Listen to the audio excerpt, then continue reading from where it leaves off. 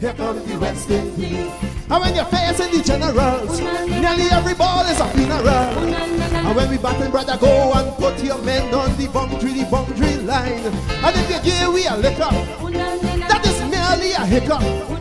Look, you win the little battle, you lose the war. It's the same result every time. Everybody sing, here comes the West Indies. Here comes the West Indies.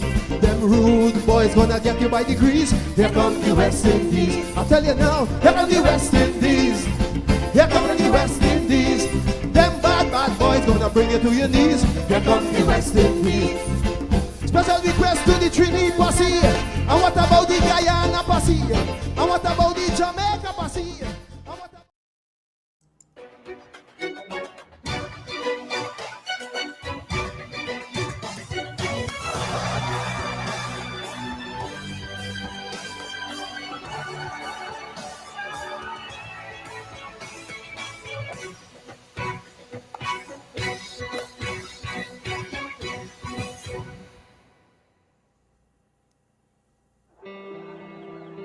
Any great fast bowler should have some amount of aggression.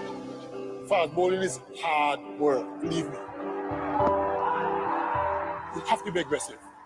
You've got to let batsmen know that no matter what, I'm not going to go away. You got to get under the skin. Cricket is a tough game. You got to wear batsmen down. Not too many batsmen can really stop me when I'm in that zone. When I'm in that zone, it's like I'm unstoppable.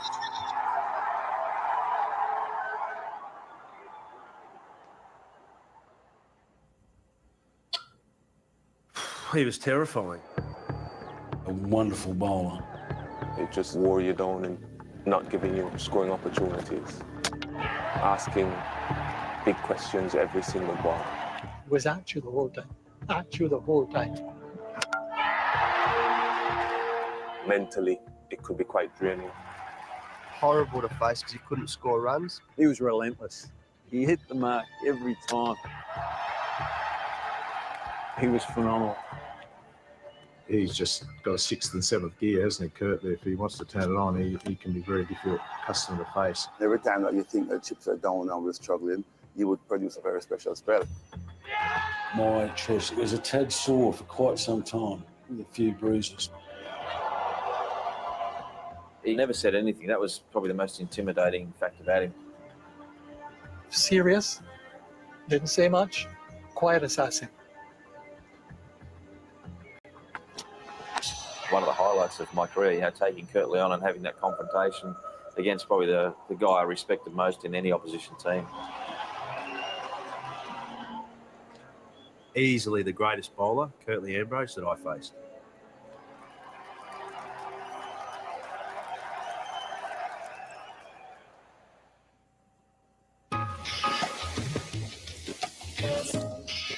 We played every sport possible. Football, basketball, cricket. But for me, my passion was always to become a basketball player or a footballer. Cricket was never really on the agenda. You have more opportunity of playing cricket in the West Indies, and Curtly is a typical example of that. If he had gotten the opportunity, probably would have gone to play basketball. It was my mother who was a cricket fanatic. She sort of coaxed him into doing it because she wanted one of her sons to be a cricketer. My mother continued to pressure me to play cricket. So I thought I'll give it a go. To satisfy his mother, he started to play cricket, and I'm happy he did. In 1984, I started playing club cricket for a small village in Antigua called Sweets. In 1985, I was selected for the Antigua national team. And a year later, in 1986, I was on the Leeward Islands team. And 2 years later, in 1988, I was in the West Indies team. So within 4 short years of not wanting to play cricket, I suddenly found myself an international cricketer. Although a new member of the squad, Curtly Ambrose was already acquainted with some of his teammates, not least the man to whom he would become inextricably linked over the next 12 years. The first time I saw him was in England, and I remember we were on tour and he came to watch us in the nets, and Viv said, that's a fellow who doesn't like the game, but he's not a bad bowler. And we all chuckled and laughed. Cody made his debut back in 1984, so he had 4 years ahead of me. He created havoc, did extremely well, and got into the West Indies team straight away. So he had a quicker path into the West Indies team than I did. I used to share the new ball with either Malcolm Marshall or Patrick Patterson or Ian Bishop. We struck up a friendship from the first time we met. We were roommates in Pakistan. And that's when we get to know each other a lot more. And our friendship just got stronger and stronger, and then we became bowling partners. We figure whatever the selectors do is what we think is best for West Indies cricket, so we're just going to work along with that. Even though we became friends and became a captain, he always reminded me that I'm the senior bowler here, you know? Courtney and I more than just teammates and friends, we're like brothers. Ambrose was included in the 1988 tour of England. The press took one look at the 6'8" Ambrose and instantly declared him the successor to Joel Garner. He fell in the same mold that we did. He was steady, consistent, and he was able to bowl a length that was nagging to most batsmen. So it was easy for him. Everyone was saying a new Ghana has arrived and stuff like that. And that in itself could put you under pressure because, I mean, Joel is some big boots to fill. Ambrose made a significant impact. His 7 wickets at Headingley gave the West Indies a 3-0 lead, and with that, the series. The 7 wicket all gave him the confidence to know that he's part of the team. The guys embraced him well, and his personal confidence level went up. I had a good series. I took 22 wickets, second to the late great Malcolm Marshall, who took 35. I mean, he was our best bowler in the world at the time. So, yeah, for me, it was satisfying. Came from nowhere. Nobody expected him. All of a sudden, there's this Curtly Ambrose. Who is this? Ambrose took 26 wickets in the winter tour to Australia, but only took 5 in the '89 spring series against India. For someone who had only known success since taking the game seriously just 5 years earlier, it was a shock, and he was dropped for England's return in 1990. The series didn't start well for me. I missed the first test, wasn't selected. We lost. The second test was in Guyana, and the same team that played in Jamaica was selected. However, Malcolm Marshall sustained an injury, and that's when they called me into the squad. And to be quite honest, I didn't want to go. A very good friend of mine, Hugo, who's an Antiguan, he's like a mentor to me, convinced me to go and prove them wrong. That's when I started to say, you know what, let me take this cricket seriously. Forget about the basketball thing, make a career of it, and prove to the world that Curtly Ambrose can be a force to be reckoned with. In the 4th test in Barbados, with the West Indies 1-0 down, Ambrose was simply sensational, blowing England away with 8 wickets in the second innings for a 164-run victory.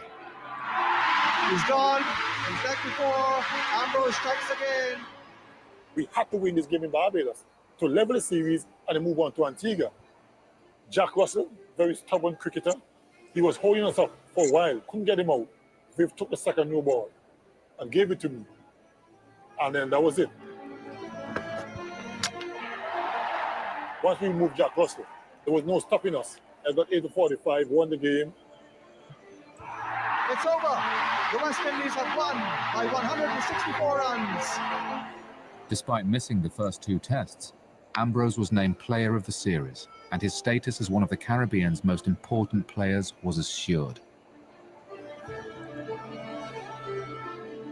2 years later, again in Barbados, the West Indies faced a South Africa side, just returning to the world stage after a lengthy ban. In the second innings, South Africa needed just 201 to win. Ambrose took 2 early wickets, but at the close of play, South Africa stood at 122 for 2. There was a boat cruise that was put on by the association here, well, the West Indies Cricket Board, basically, for both teams. There were champagnes that were being popped, and some locals were indulging as well and said, well, you guys have come back in the test cricket with a bang. And then I look at Curtly and say, but this game is not over yet. A bunch of rookies can't afford to be the best team in the world. So we were really focused to not lose this game. But I remember Curtly and I was saying that the only way this test match can be won is if both of us bowl well. Desmond Haynes saying in the meeting that no matter what happened, Ambrose and Walsh have to bowl until the end of the game. If we're going to win, we're going to win with Ambrose and Walsh. Oh, he's caught. He's caught quite brilliantly, caught by Brian Lara. Is he caught behind? He's been given out. And this is another wicket down. And he's out. Kirsten's gone. He's on. Oh, and now Merrick Pringle is bowled by Ambrose. Ambrose finished with 6 for 34. Walsh, 4 for 31. They took the final 8 wickets for the loss of only 26 runs. Ambrose and Walsh were undoubtedly the most dangerous West Indies bowling partnership since Holding and Roberts. First of all, I think there was a lot of skill, to be blunt. I mean, they were very skillful performers. You would see that in one innings, one would get 5, the next innings, the other would get 5, and it was like they were always pushing each other. Curtly Ambrose, magnificent, horrible to face because he couldn't score runs, but his partner in crime, Courtney Walsh, he bowled wide of the stumps and he was fierce and grumpy, and he was horrible to face because some were on the leg stump, some were on the off stump, some were at your head, some were Yorkers, they were all over the place. Walsh, he always took the ball away from us, so I always felt quite comfortable kind of like leaving him. Curtly would stand the ball bolt upright in his seam. You always be thinking that you could leave the ball, but the ball would inevitably start to come back into the stumps as well. And that was hard work, you know. It was just, you just had to be on all the time. When you've got them both coming at both ends, the batsman just can't get away from it. And then that, you know, the pressure is maintained. Curtly Ambrose's aggression and accuracy made him one of the most fearsome bowlers on the planet. However, in a World Series final in Sydney in 1993, one man fancied his chances. Even following my career, everyone knows I've always worn 2 wristbands and a rag in my waist. The wristbands come up my forehead because I sweat a lot, and the rag in my trousers waist is to dry my fingers, you know. So I've always done a part of my attire. And that particular one-day game, Dean just came out to bat, didn't face the delivery, and asked the umpire to ask me to remove my wristbands, which I thought was a strange request. And of course, I wasn't going to do it. I said, no, you can't ask me that. This is not something new. I've done it all in my career. Why? I think Dean was trying to have reverse psychology to try to upset Curtis, to throw him off his line and his length, because he was having a very good one-day series, bowling extremely well. A few of the teammates, they said to me, well, you know, big fella, I understand, you know, your strange request, but let's take the game. And I was adamant. I said, I'm not going to take it off. I prefer to stop bowling. Forget it. You know, and I was really upset. Kurt at first thought Dean was joking, so he says to the umpire, are you serious? And Kurt looked at Dean, and Dean says, yeah. And he sort of took it off. But from the start to take it off, you knew that something was going to happen. I was at the other end. It was wonderful. Curtly he wasn't quite on song that night in Sydney, but then Dino decided in his own irrepressible manner that he would try and steer things up. In the spirit of the game, I took them off, and I was furious. And I thought, well, Dean just is in trouble. You know, and right away I started bowling a lot quicker. I really wanted to knock him out. Yeah. All the rest of Australian batsmen regretted that, because he went up a notch, moving from military medium to bowling express pace, and the rest was history. I was so furious, you know, and Australia lost quite easily.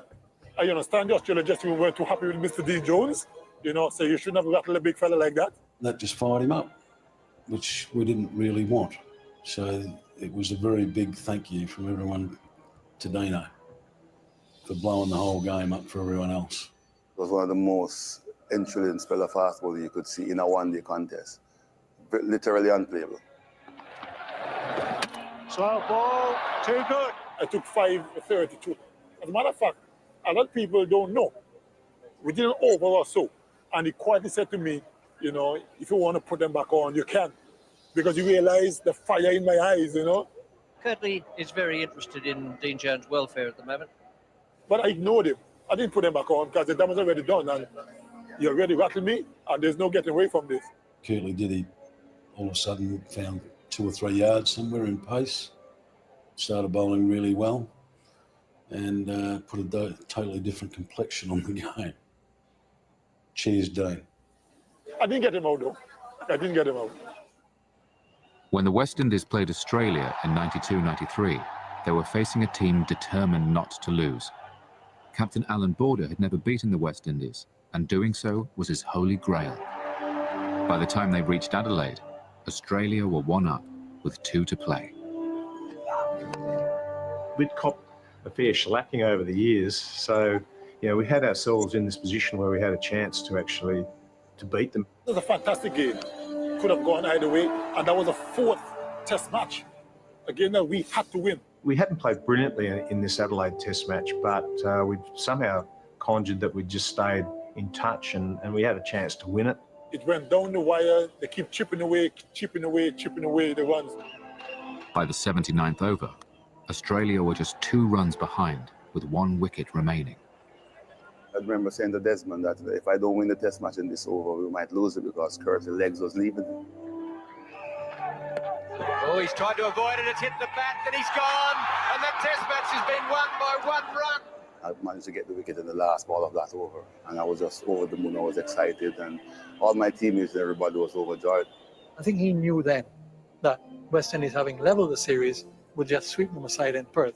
We were the more motivated or more sort of upbeat of the team because we had just come off a victory. We went to Perth and looked at the pitch the morning of the game, and it looked ripe for fast bowling.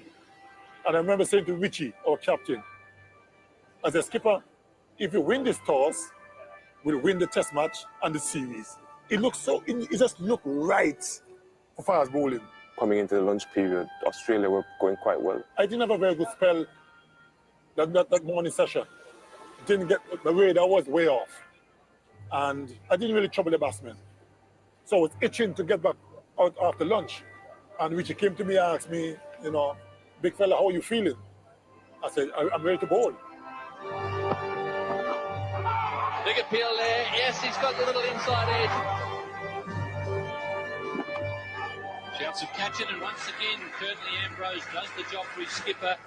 He's just got a 6th and 7th gear, hasn't he, Curtly? If he wants to turn it on, he can be a very difficult customer to face, and we were no match. And a shout, he's got him first ball. The Australians in complete disarray here. There was something in the wicket, and he exploited every single little bit of it and just knocked us over. It's just one of those sessions where the batsman didn't miss very many, everything nicked, and the catching behind was really high quality. It's in the air, could be Arthur's running with the ball, he should catch this, he does, Ambrose gets 5. I took 7 wickets for 1 run in a spell of 6 overs or something, which was really unheard of. Ambrose was in unbelievable form. I mean, 7 for 1, absolutely brilliant. And of course, they got blown away then, and the West Indies won the series 2-1. That performance was phenomenal. That was probably one of the best spell of fast bowling that I'd seen. He was literally unplayable in Perth. It's 7 for 1. He's got another one. What a spell! It was just brilliant bowling and exploitation of a wicket that suited him. From being 1-0 up to 2-1 down just in the blink of an eye. That was just Ambrose. Oh, that was serious. That's serious cricket. Although less dominant than previous sides, the current West Indies team was still in good health, as the visit of England in spring 1994 was to prove. The first 2 tests were comfortably won, meaning a win in Trinidad would hand the series to the home side. England had us on the ropes, really. It was a test match that they figured they was going to win because they really had us in trouble. We said if we bowl well on this wicket in Trinidad, we should be able to begin with a shout. When I went out the bat, Captain Richie said to me, try and bat as long as I can, I get a few runs. I played a wide swipe and got bowled. And I was like, man, you really messed up here. England had to get, I think it's 194 with 15 overs on the 4th afternoon, plus the 5th day. And I keep saying to myself quietly, you messed up. You have to pull something off the back here, to get back in the good books with the teammates. We figured that the wicket was still a good wicket, and we're going to have to bowl very well to win the Test match. Which is said to us, if we get 3 or 4 wickets in that evening session, then we should be okay going to the 5th day. So I was really focused. Ambrose skittled Mike Atherton in the first over. That's exactly the start that Curtly Ambrose and Richard Richardson would really have dreamed of. Then Rampakach got run out by Courtney Walsh, which is a rarity. Oh, trouble here, trouble. This is absolute disaster for England. this test match is not ours. If you can run somebody out like that, then we have to win this test match. It was a run out that really convinced us that England were probably in a worse mental state than we were. That's out. Robin Smith is gone. What more can you ask of Curtly Ambrose? The spell together was just electrifying, and you could tell what was going to happen. You're in the groove, you're at the top of your game, and the ball is doing what you want it to do. It's going to be hard to beat you there. Great fast bowlers, they just keep the pressure on, put the ball in the right areas, and there's probably was an intimidating feel inside that passage of play. Wicket number 5. Curtly Ambrose strikes once more. One after the other they went.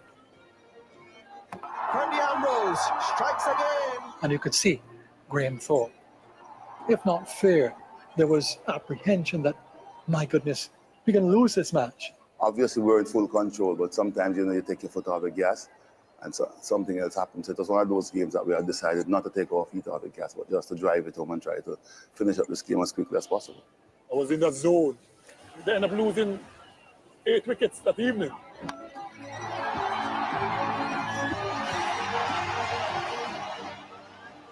The next day was just a formality, really. But once you give me a little sniff, then you could be in some trouble. The West Indies simply annihilated England. Ambrose took 6 wickets as the West Indies condemned England to their lowest score for nearly 100 years, 46 all out. Off the pitch, Ambrose's attitude was typically Caribbean, relaxed and full of fun. But on the pitch was a different matter. And in 1995, sparks flew as Ambrose came up against Australian batsman Steve Waugh. We had put them on a pedestal. They were like this almost immortal team of superstars. The senior players within that group had really had enough of being beaten by the West Indies, and they had gone to that series determined to stand up to them. We felt that was a way to do it, to go hard at them, intimidate them when they're not expecting it. And we beat them in Barbados in 3 days. And so the next test was in Trinidad. We really didn't make too many in the first innings, but Steve was the one who kind of stood up. He stood up and battled away. And something went on between himself and Ambrose. I was bowling to him, I'm a normal stay and all that stuff, and apparently he swayed to me. Ambrose then went down the pitch. I don't know what he was going to do because it was out of character for him. I had tingles up my spine going, are you crazy? It's the only time we ever really saw Curtly Ambrose get animated. I asked him, really, did you sway with me? And he didn't say yes, he didn't say no, he just said, I can say what I want. So that tells me he did say it. And then that's when I lost control. That was a moment of madness on my behalf. I said to him, don't ever sway to me again. You understand? Or else I will knock you out here. I have no career left. I could do what I got to do with you, and they banned me from cricket. I don't care. I really lost it. A bit disappointed Richie got involved in it. I was a mad part. I would have been interested to see who would have come out on top of that one. He retaliated, as he's going to do, because he's a fighter and he's a proud West Indian as well. I was so upset at the time that I really wanted to physically, But at the end of the day, I was quite happy that I didn't really beat Steve Waugh, because Australia would have lost a great cricketer. He probably would have been dead or something, I look back, that was probably one of the highlights of my career, taking Curtly on and having that confrontation against probably the guy I respected most in any opposition team. To me, it's Test cricket at its best, man. 2 great performers, not backing, not giving an inch. A pumped-up Ambrose inspired West Indies to a 9-wicket win, but they lost the series, their first since 1980. Australia went on to dominate for the next 15 years, whilst the West Indies went into decline. But Ambrose and Walsh continued taking wickets. Even at the end, it was a world-class partnership. There was no magic to it. The thing is, Courtney and I understand each other very well. We always realize if it's my day, it's my day. If it's his day, his day. So that was really the secret to our success. When Ambrose retired in 2000, he did so with 405 wickets in just 98 tests. Ambrose, along with his strike partner Courtney Walsh, remain the last in a line of great West Indies fast bowlers. I was begging him to play on a little bit better, but he had lost that fight and the hunger for the game, and just figured it was time to go because he just didn't want to lower his standard. He had a tremendous career and consistent all the way through. You know, you never saw bowling a bad ball, having a terrible spell. He was always there and thereabouts. First ball to the last ball was always the same pace. His bouncer was always at your throat, and he just was a complete bowler. He and I had some great contests, and I think he was just a wonderful bowler.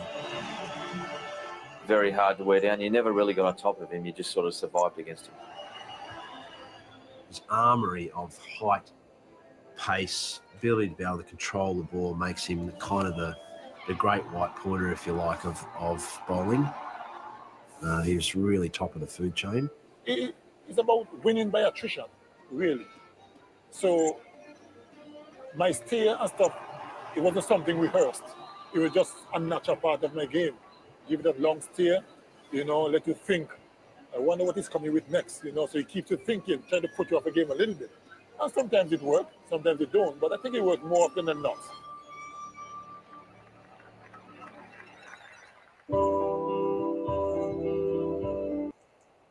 Oh, yes. Good evening and welcome to West Indies Cricket 101 with Hinds, Butcher, and Adams. I'm so proud to be a West Indian. I think I'm lucky to have been born in the West Indies, the poorest cricketing nation in terms of economics. But by God, my God, we've painted a canvas that would be there for eternity. We may be losing today, but the world will never forget that Courtly Ambrose and many of his ilk walked this earth and graced the cricket grounds across the world. I'm glad to be West Indian. All I ask of these youngsters who are playing now is to give me a quarter of that passion. There was skill, tremendous skill you saw there, whether it was bowling, catching, tremendous skill. But I think what made the difference was a commitment to the people of the Caribbean that this is what we are doing here. We are building a nation. We are building a nation. We're using the cricket ground, the cricket pitch, to pull our nation from the doldrums of slavery, indentureship, and colonialism, and to put us on the path of freedom. Those men knew that they were on a freedom ride. Courtly Ambrose, the best of them in his time. The best of them in his time. Welcome. Please share the link. Let everyone know that we're on. And my two co-conspirators are here. Let me bring them in. Young Butcher and young Adams. Adams, I want to start with you. Because as an opening batsman, you would know much about fast bowling. And as you sat there and you looked at what we just saw on the screen, reflect. Because I know the thoughts would be running all over and colliding in your head. But reflect as much as possible as you can on what we just saw there. Even and nothing has really changed, especially as an opening batsman, and I'm sure with all the other batsmen.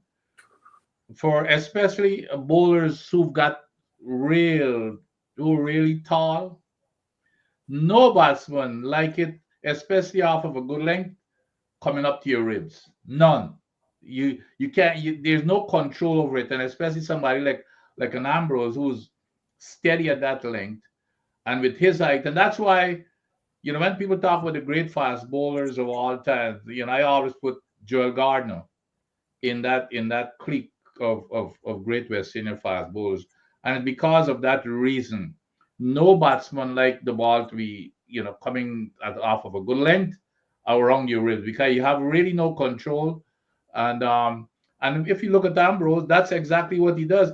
And the thing about him, and that was it was even emphasized in the clip in the video there, that the difference between Ambrose and Walsh could have been all over the place, but Ambrose was always there. You had to play almost at every single delivery, or you get out of the way. But that's the kind of bowling that we always call it good line and length. But with this guy, good line and length is not the same good line and length like even a Marshall, because Marshall was more of a skiddy type.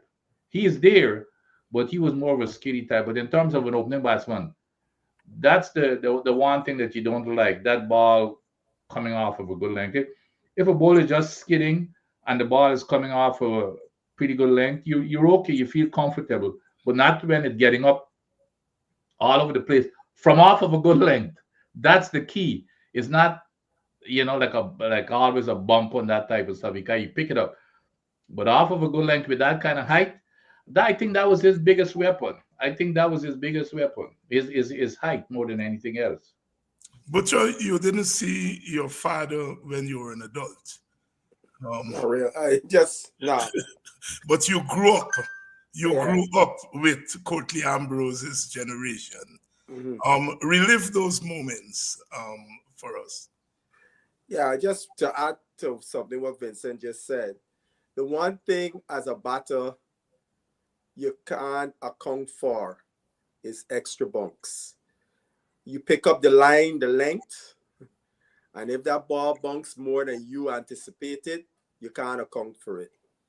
And Ambrose is a guy that hit the seam, and Ambrose could have taken more wickets, but he never pitched the ball up.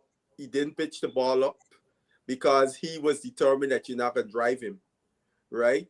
So you notice his economy rate is very miserly also, but the wickets, I mean, I think he could have gotten over 500 wickets had he, but he refused to pitch the ball up just a shade more, right? But yeah, the match with the game when we won off the last ball of Walsh's over. If memory served me, it was Old Year's or New Year's or something like that. I was watching. When the mark catch the ball, I jumped. Junior Murray took that catch. I jumped on my bed. Right? Jump on my bed, make it nice, you know what I mean? It's either I wasn't home, I was at wait. I watched it at Slim Hardy house. We all congregated at Slim Hardy's house to watch that. And it was nice in the basement when the man got out with that catch, because there were two Australian guys there, and they were eyeing victory, and we, you could cut the tension in the room, and that the 7-for-1 spell too. I remember watching that game too. I heard some guys, when Shamar Joseph had his brilliant spell in the second inning at Brisbane, you had some guys coming and saying, "You remember the back and forth, Vincent, in the chat? Yeah. Guys saying that's the greatest spell, and a man jumping and remind them." That's right. One. Seven. Y'all remember 7? How could anything be better than 7-for-1? Right? Yep. I said to the guys, I don't have to see it. Just the numeric thing alone. 7 wickets and one run. Come on. Put that nonsense. I understood the euphoria. We hadn't beaten Australia for forever and so on. But let's get a little sober here and give credit where credit due. That's 7-for-1. I think probably folks could probably say, I don't know if there's ever been a spell of fast bowling better than that in the history of Test cricket, Can be. It's not just a Can great be. West Indian. It's probably the greatest spelling fast bowling in the history of Test cricket. You know. And you know the other thing, and I cannot overemphasize what Basil and I are talking about in terms of you know, the ball getting up, especially off of a good length. And I've never seen that. This video here was very revealing. Even with great batsmen at this high level, you can see they were jumping around because they weren't sorting, they weren't even getting behind the ball, and it was because of that. You're not sure about the height that is gonna come. I mean, you can see they're hopping, and they're not. You know, the whole technique is you know, you can tell. I've not seen this there before, but I can see why. You can see. Yeah, you kind of come for the extra bounce. You pick up the line and length because the batsman, the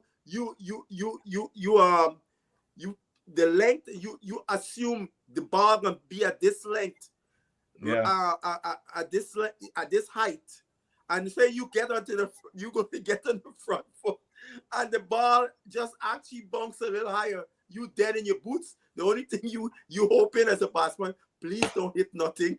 Please don't hit the batting gloves, nothing. Man, let me take a knock in the chest so I can last a face on the ball.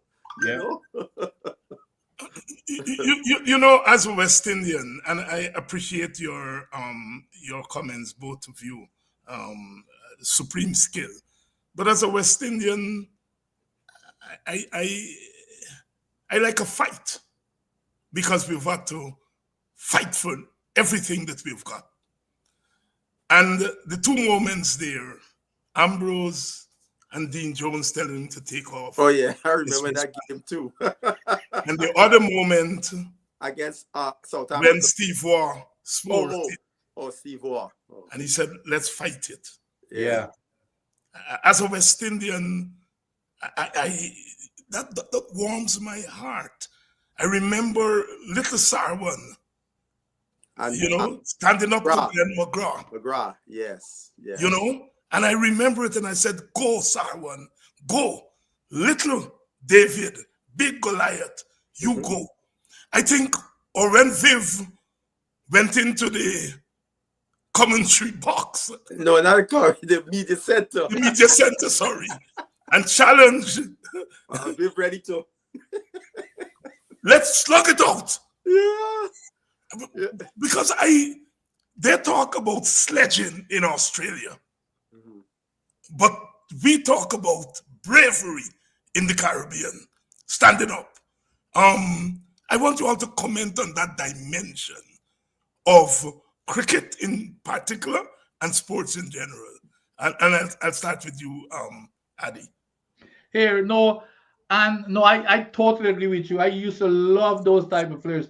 And we had a one player that I've got to call out here in terms of in that attitude. And if he had the pace, is a bowler by the name of Sidney Matthews. Yes, Matthew. They call him bad boy. And do you know, even when I captained Sydney and I had Blair was 2 times as fast as Matthew. But if I want to intimidate another team, I used to use Matthew. Because Blair was a kind of he fought, but he was very soft. You know, he was, you were like a big teddy bear, really fast. But he did not have that kind of an attitude. Matthew was going for the kill. You know, and I even remember, and he was a workhorse. I wish he had the pace, but that's the kind of attitude you need. And you see, again, to put things into perspective, and we've talked about this over and over. In those days, it's different to today's players, again, in terms of you play for pride and country and for the people. So, when you go there, you're at war. Yes. Nowadays, you don't even want to play. You don't even want to play in the game. Do you think in those days, Dr. Hans and Basil, do you think that anybody would have gotten picked to play for your country and you would have said no? Hell, when I played in my first game, in St. Kitts for Guyana in the afternoon, the wicket they didn't prepare a wicket for us to play in nets, so we had to go in a corner. Blairy hit me on my finger. The thumb swell up big. Nobody know about that thumb swelling. The whole night they were rubbing this thing with radium B. The next day, you met, and I go out in the field, and then after a while, I got Joe Salo was the captain. I said, Chief, my finger. That's when Joe knew that I had gotten hit, that my thumb was swollen. But the point is, you get an opportunity to play in a game. I could see the kind of excuses that men has been making, but not that I'm criticizing them because they've got their priorities, and that's okay. So it's a different time. In those days, that's how we played for. You playing for a country, for yourself to be famous, because that's the only opportunity you're getting. You're not T20 all over the world and all that you can leave here and jump on down there. So in those days, it was a kind of a different. It was war, not only for you, but for the other people and for your country and the pride. And you want to go back there because remember, your fans are there. If you fail, you don't even want to show your face. You don't want to show your face if you fail. So it's a little bit different, but no, I love that kind players with that kind of an attitude. And like I said before, the one player that stands out to me all the time was young Matthews. I wish he had the pace. If he had the pace, he would have been a killer. Yeah. But I mean, funny, Vincent, that's this exact topic was a large part of what me and Dr. Hinds discussed last week. About the same Guyana, same Caribbean, but it's different society, the way the players coming up, so the mindset is different. Of course, what you're saying there, I mean, my father always told me the story. His second test match, he twisted his knee during the first test, and his mindset was, by hook or by crook, I gonna be fit for this test because I come from Shitwater Creek and I ain't going back there. Right? So that's right. Players today, they don't have that. And maybe that's the little intangible that is missing in our cricketers at the highest level. Yes. Because when you're at the highest level, there is a point where it's the mental part get tested. Yep. And if your mental toughness is not there, there is not something, about just getting paid. Money is never the thing. I hardly ever hear any great athlete who performed at the highest level say that money was their motivation as to why they were so great. It's always, you would hear them say it was about winning championships. The money was nice reward, but their primary focus was to be the best and to win championships. That is unfortunately not a primary focus of the players of our region today.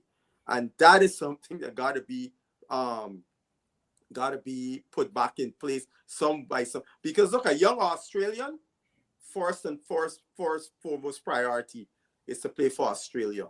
Same with an Englishman, same with an Indian, same with a Pakistani, same with a South African. Why is it, same with somebody from New Zealand, but why is it we that have that great cricket legacy, that's not the number one priority for our players? Same with Bangladesh, a Bangladesh player, his or her first priority is to represent their country. So there's some disconnect that has occurred in our cricket, despite the changes in society, that has not been emphasized. But I want to just add to this. There was a guy talking in the video, the Australian opener, David Boone. David Boone, tough guy. He was one of my favorite Australian batsmen of his era, because he was tough as nails, right? I remember that same 92-93 series. Ambrose, Bishop, and Walsh had the Australians. They come out to bat later afternoon. And I remember the same Jason Langer Bishop give you one nail. He just starting his career. Bishop give you one nail. He cut off his throat. You know, it's got bow tie like our good friend Bamfield bow tie. Give you a bow tie, right? And Boone seemed like he was playing on another pitch. Australia, I think they were like 50 something for a couple wickets, close the play. He had 40 something. You know, I mean, he was tough as nails. That's why I loved about Boone. You know, and the other match, the South Africa match, I said we lose. Yeah. I had no hopes. Yeah. South Africa wasn't gonna make the little 100 runs or less than 100 because there was like 20 something or so without loss. I said we can't win the match. You know what I mean? But the match wasn't televised, so none of we couldn't see. Then when I hear the score, I said, what? We win the match? I said, bye, oh bye. And that was the time that the Bajans boycotted. So a lot of Bajans. For Anderson Cummins. Yeah, because of Anderson Cummins. But you know, since we talking generations, in all fairness, you know, and I mean, I remember going back before the Walsh and Ambrose days and those days. There's going back in our time, you know, during the colonial days, you couldn't bowl so hostile to these folks either. You remember, and Basil probably knows the story better than I do because his father has told his story over and over. If you ask his father who's the fastest bowler ever, he's going to tell you a man by the name of Roy Gilchrist. Yep. And you remember that when Roy Gilchrist was sent home. Exactly. For exhibiting the same type of intimidatory, what they call. Yeah, exactly. A guy like Roy Gilchrist would love to be playing in this era. Because... Yeah, but Bassett tell the story with Roy Gilchrist when he was sent home and why he was sent home. Yeah, I mean, there've been a lot of. I could tell this story without fear of contradiction because my father got very upset over the misinformation and the ridicule and lies about Roy Gilchrist. That he finally sat down one year in the early 90s and wrote an article in the paper stating out the exact what happened on that tour. And he talked about that same set before the second test, he with his knee, you know, doing the fitness to, you know, to show he fit and so on. And a guy hit a ball and the ball was coming in the direction of his knee and he made sure he get out of the way. And Gilchrist turned and said, Butcher, if the one to hit your effing knee, you're dead. Alexander said, Gilchrist, he must apologize for using such language. Now, these is our grown men. What stupidness you tell me? That's the class thing Alexander playing there. And Gilchrist tell each other, right?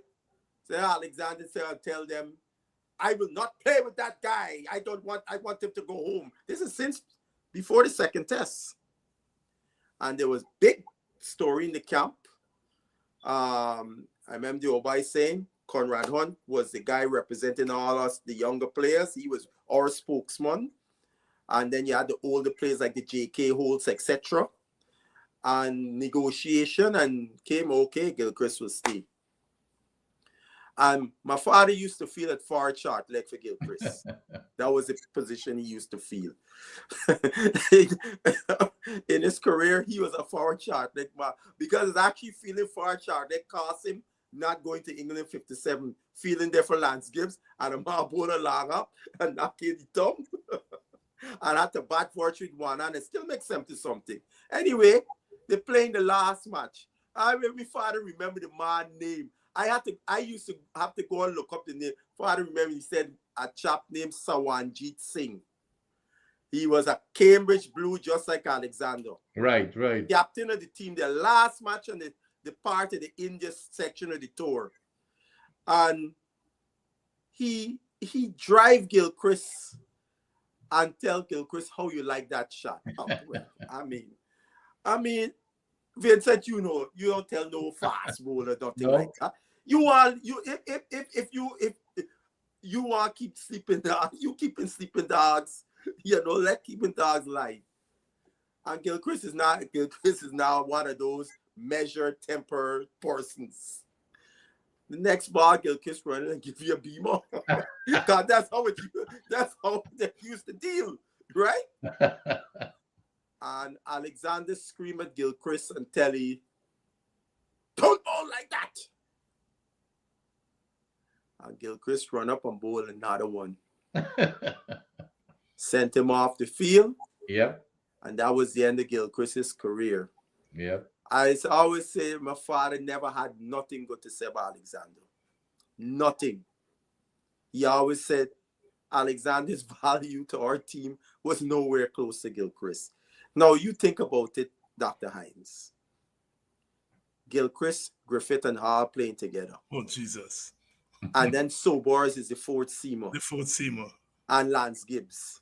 Who would beat West Indies in the 60s? And Sobors. We would have a four-prong before the four-prong. Yeah. Accidentally. Yeah. Right? And I remember Sobors.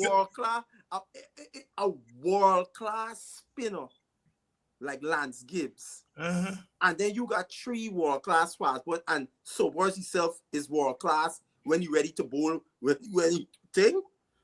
A left-hander? Come on. Basketball, what age was Gilchrist when? Gilchrist was in his 20s. Yes, he was born in 1934. Yeah, he a year younger than the old boy. Yes, he was born in 1934. 59. He would have been 23, 24 at the time. Wow. Yeah. I was just about it. Worrell begged for him to go to Australia, and the West Indies board turned him down. Yeah. That's how stupid we was. Yeah, but I made that point to show that, that things have changed. I know, but but going back in those times, there was even more impediments for people to have to be bringing it out the way that Ambrose, responding to emotions and everything else. I'm convinced that even in youth time, people never used to high five and do all of that. No. That was not part of the game.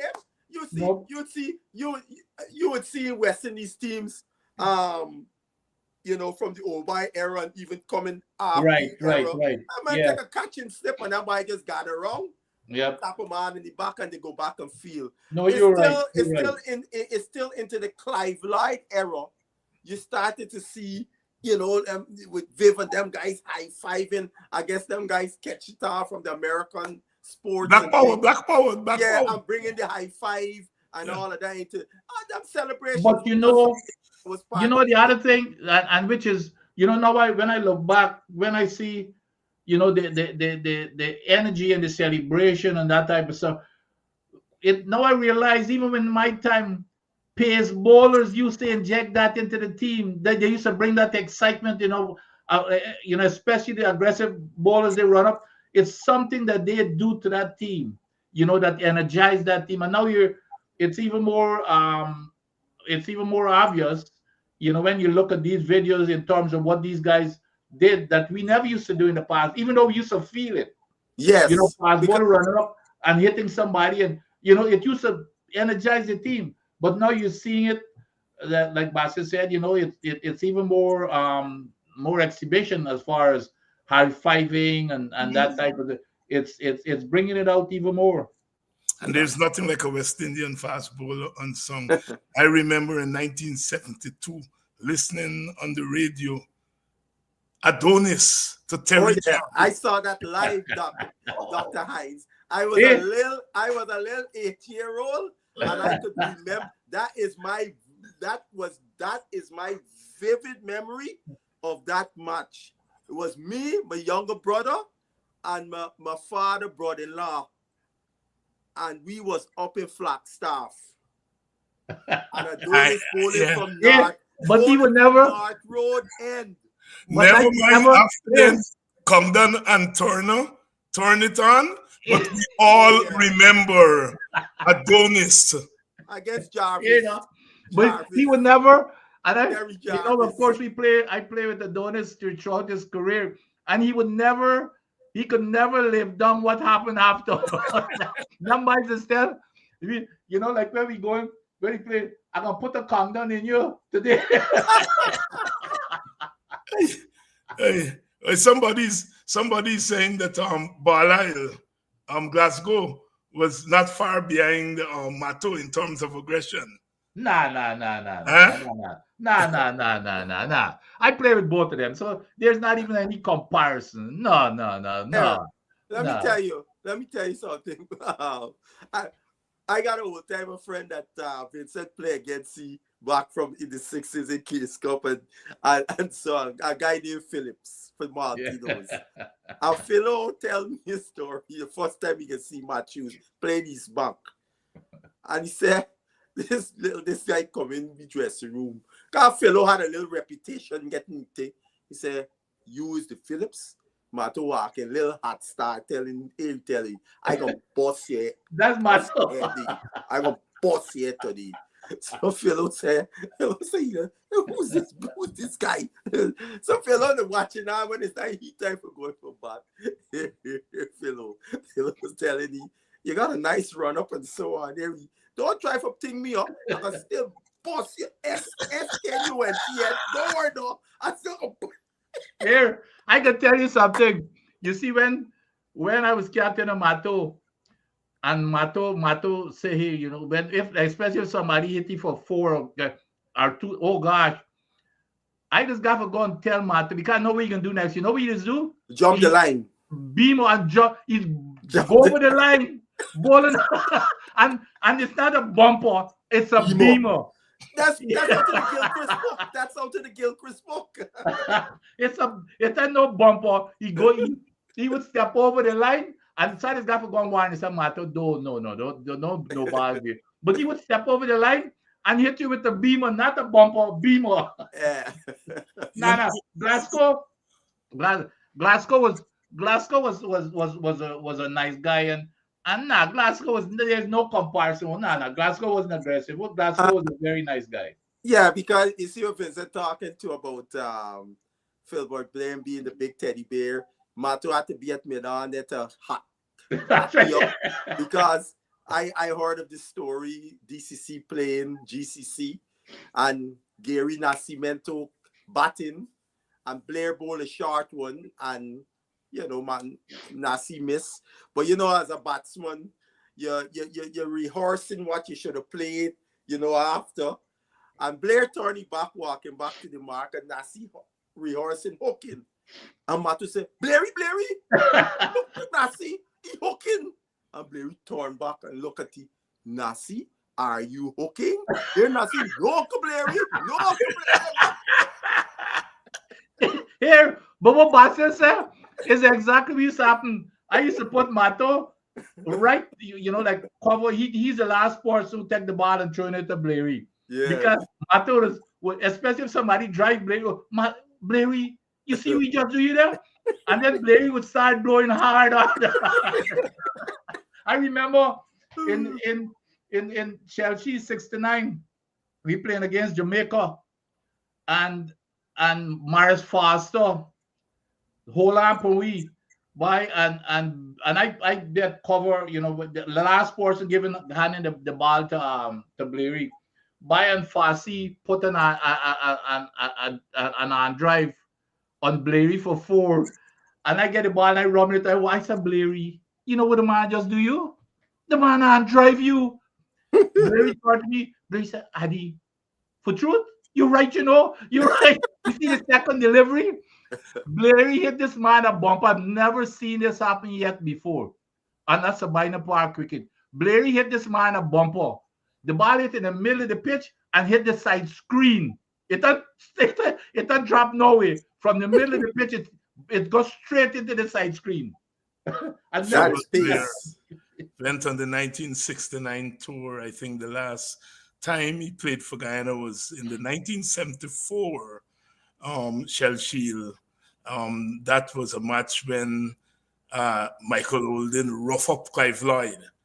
And I think Clive Lloyd looked at him and said, "This is the future," because Holden was Holden and Newman were the fast bowlers for Jamaica, and Lloyd made a century, but Holden was hustling it. And you had Holden and Dow, Newton Dow, who Fredericks took care of, and of course Philbert Blair. I think that was his last series. Whatever, he because he stopped playing fairly early because he didn't play after 1974. He damaged. Remember when they went to England in '69? Yeah, but he never recovered really. He never recovered from that injury because it was his Okay, that is. And you remember, that was another interesting story about Blair because when they took him to England, remember the first game or the first couple of games, he had the British running, and they start putting it in the newspapers how he was running up like a girl and all kinds of stuff. Yeah. And then they decided to take him in the nets, a certain individual decided to take him in the nets to change his action. Right. And that was it for him. Yeah, I mean the Blair, the first game. You remember they used to have the Derek Robbins 11. This rich millionaire Derek Robbins used to put together 11 English players and other international players, and they would play one of the early matches against the touring teams. And in that match, Blair, that's the famous match where Blair knocked Colin Milbourne's stump. They claim it was broken. I can't remember, but he knocked bowled down Colin Milbourne. And at that time, Colin Milbourne was a big bats for England. Yeah. Right? Knock his stump, and the pace Blair was exhibiting, but anybody who's seen him play, he did not have the most optimum run up. Right. The English media started to critique his run up. And as we ain't gonna call name, but a certain senior man on the team sought to appease to the English and tried to change his run up. And I remember Dad tell me that he was saying to Clyde Walker, tell the man left Blair alone. Blair outing people just how we running up. At least stay just so. If you want to fix it, let me deal with it after the tour, not now. Welcome. Because it's weird. It's so weird that this guy could have got a tour to England and never came close again to the West Indies team. And we were rife for fast because both Hall and Griffith had retired.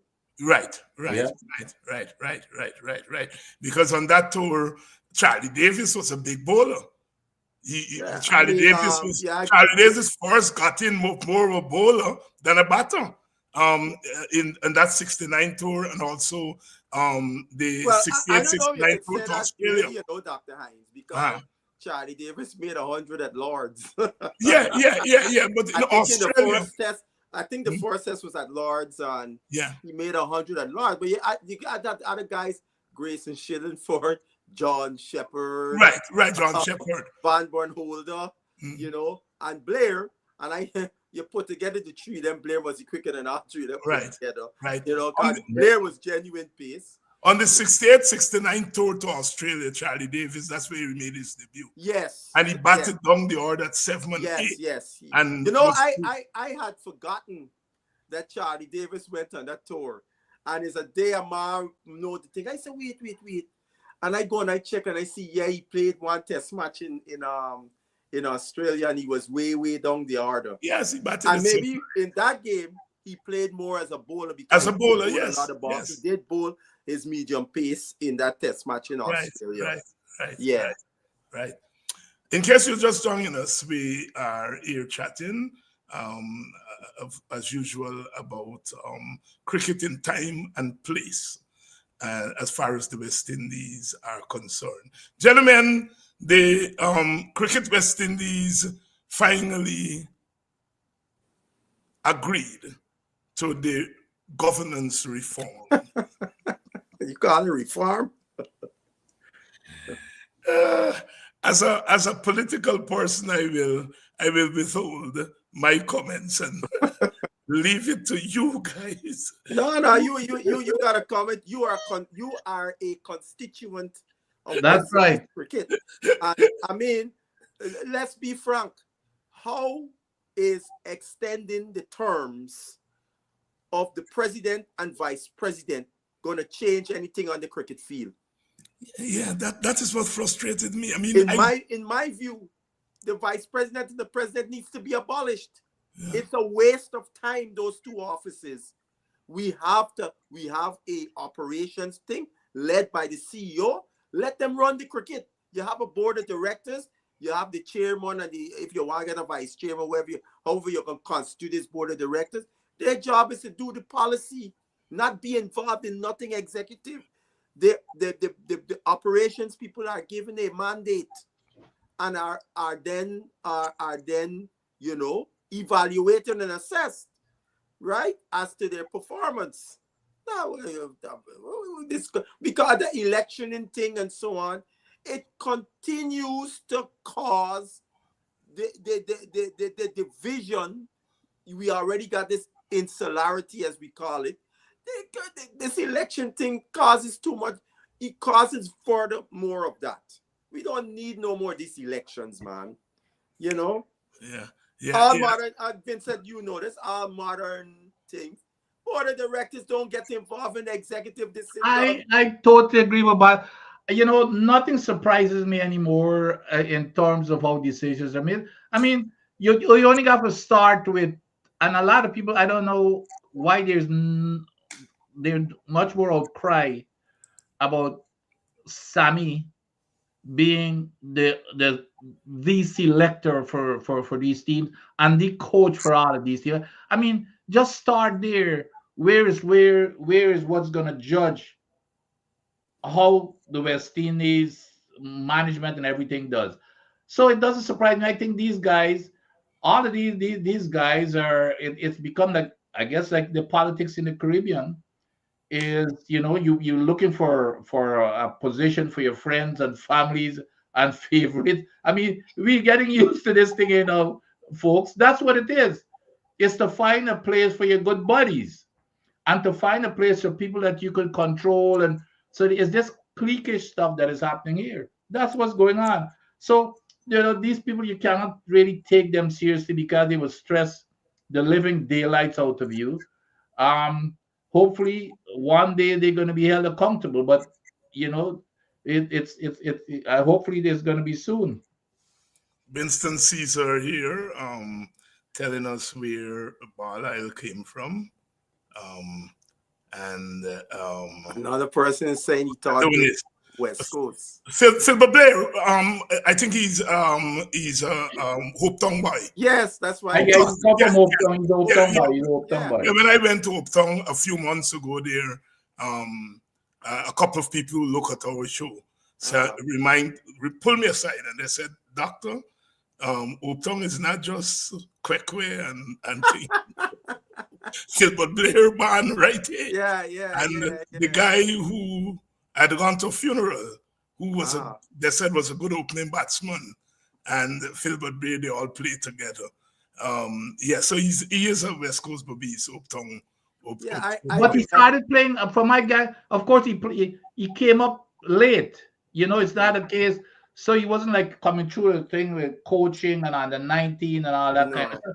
But he was just naturally strong, and that is why he should have been left the way that he was. He was sheer strength. He had his own action, but it was sheer strength, and that was okay. Yeah, I mean, Bacon said this. I hear it out of Bacon. Bacon said the fastest bowler you ever faced in life is Filbert Blair. So if Filbert Blair was going to get a 4-year career or whatever because his action and his run up, so be it. Yeah. Right? Don't try to change. It's like Colin Croft. We all know with Colin Croft action that the strain he was putting in his back, he would not have lasted long in international cricket. As fit as conditioned as he was, but the strain he was putting on his back. But if you say Colin Croft change, he never made it to the higher to the Guyana level with the modifications and so on, because the things he was able to do with his action, he may not have could have lost that. Who knows? Right. So leave a guy action alone, man. I mean, and especially in them days, we not them kind of expertise like today. Right. Gentlemen, we just witnessed the end of the third round of the domestic competition. I think we continue to see some standout with both bat and ball. And we notice Mr. Muhammad a third century, and really making a play there, including a double, unbeaten double. Yes, that's right. we notice your friend Mr. De Silva saying, "All right." Well, Lord, I care what he do. Mr. Imlach has the job right now. All he is doing is keeping his name on the radar. Hey, but Basil, I don't know if I agree with that. The man is looking for a place as a batsman. Oh, yes. Oh, well, and that's what I like about. Well, I like. Okay. Yeah, no, as a batsman, and he could go like if they're going on the tour as a batsman who can, which gave them reserve room. keeper. Yeah, we would give them room for an extra player because he can go as the backup keeper, but as a batsman.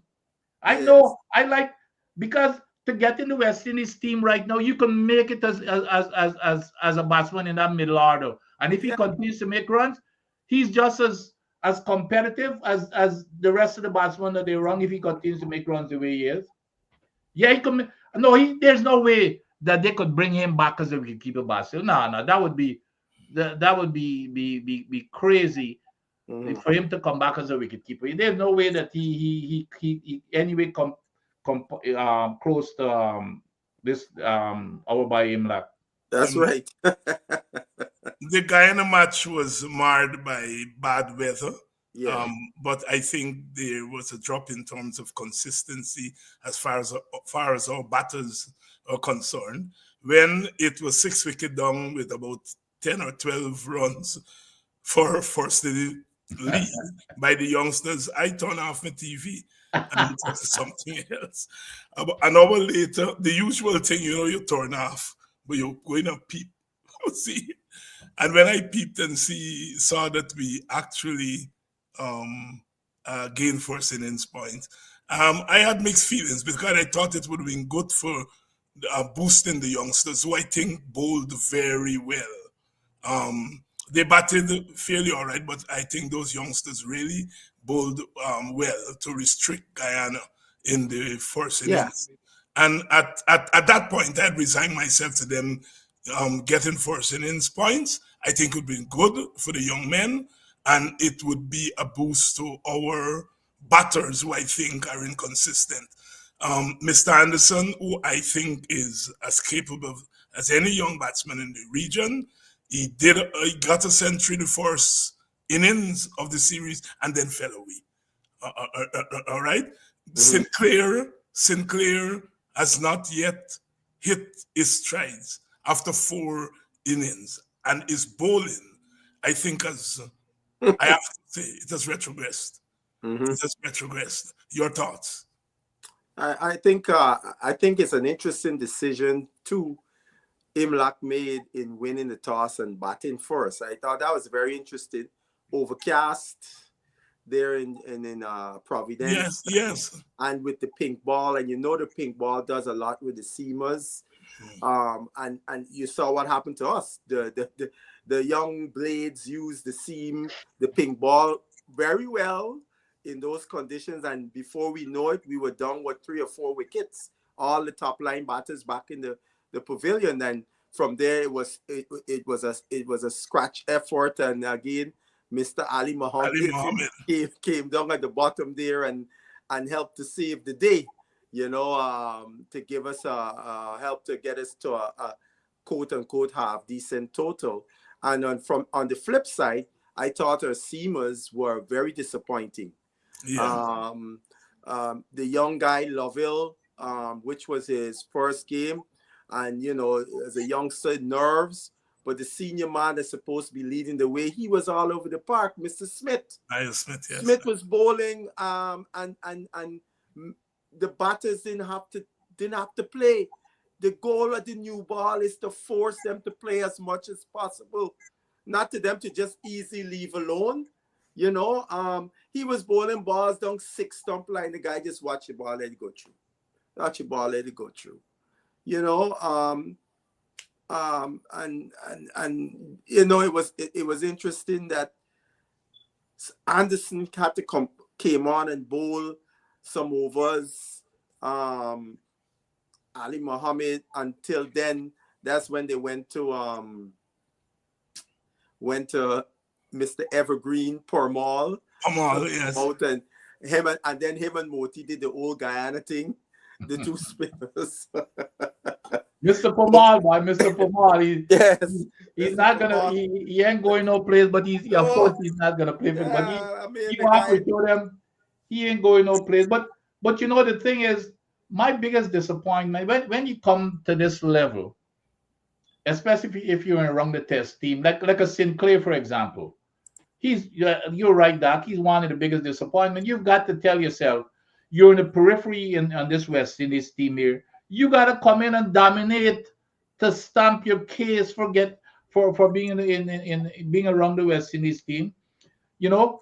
And the other thing is, look at that game that you get the Trinidad game. We've got to start thinking about what type of wickets that we prepare to making all them kind of runs with mediocre bowling, and then we fool ourselves somehow that we've got great batsmen when we've got the condition that anybody can make run. No, you've got a double, 100, a double, another 100. How many runs? Like 1,000 run score. Yeah. Or almost. So I mean, just the first innings, I think it's about 1,000 because it was like 500 and then 450. Yes, something. 470 something. Yeah. Right. It's over 1,000. 1,000 runs first innings. No, and then we fool ourselves. Somebody make a double and or everybody making 100, and then we think that we've got great batsmen, and then you go into on a real pitch and real bowlers, and then we are disappointed as to why. We have to put some emphasis. You talk about managing cricket. Those are the kinds of things that we need to be looking at, is playing conditions. And, you know, it's not only putting people out there. How do we get proper competition for them and prepare our bowlers and batters? But the players, at least, even having said that, at least most of the players have come in and are dominating, besides the bowlers. But most of the players are coming in, the batsmen, who played like Braffett, he's got his double behind on his belt. Even our opening batsman, Basil favorite opening batsman. Yeah, he didn't do too well in this last match, but no, Mr. He's talking of Campbell. Louis. Oh, Louis made 100. Louis got the 100. It's the same pit. It's the same ground where the Silver get separate hundreds. It's like a road. It's like a road that was played on them, man. You know, you close your eyes and play through the line. Yeah, but so Basil, what happened with your boy Campbell, man? I tell you. I said he failed the test. I tell you, he had to go up against a test bowler, Mr. Roach. There you go. And that, to me, this match for me, I was looking forward to this match to see how Campbell gonna think, because this is the one bowler, in my view, that he would get to face for this first class that would be a test bowler, because he's not gonna play against Trinidad. I think they already played Trinidad, right? Where in terms of seals, right? But Roach, how did he get out? Both times caught behind. Same old problem. Way out both times. Same old problem. First inning it was Roach. Second inning was Simmons. Yeah. It was good to see Roach turning out. It was good to see Alzari he comes home and immediately puts on his boots. Mm-hmm. You can rest him after 1 or 2 matches because, you know, I mean... Well, they got a break now. They got 3 weeks. Right. Oh, yes, they have a break now. Yes. But it was good to see him come and play. What is Mr. Greaves injured? Just no. Apparently, his grandmother passed. When he missed out, it was due to the death of his grandmother. Why he didn't turn out. Okay, because I was wondering. I haven't Yeah, seen. all of us was, and then a Bajan lady in the chat told us what was the story. Because you know, all the Leeward Islands people say, using the same West Indies excuse, he's out due to personal reason. You can't just simply say his grandmother passed. Yes, exactly. Come on, man. Where is Springer? Is he playing scrappy cricket somewhere in Bangladesh? I think he was. Because I was looking for him in the Windwards lineup. Yeah, I think he was. I think he was playing T20 cricket somewhere. Yeah. No, all of that is over.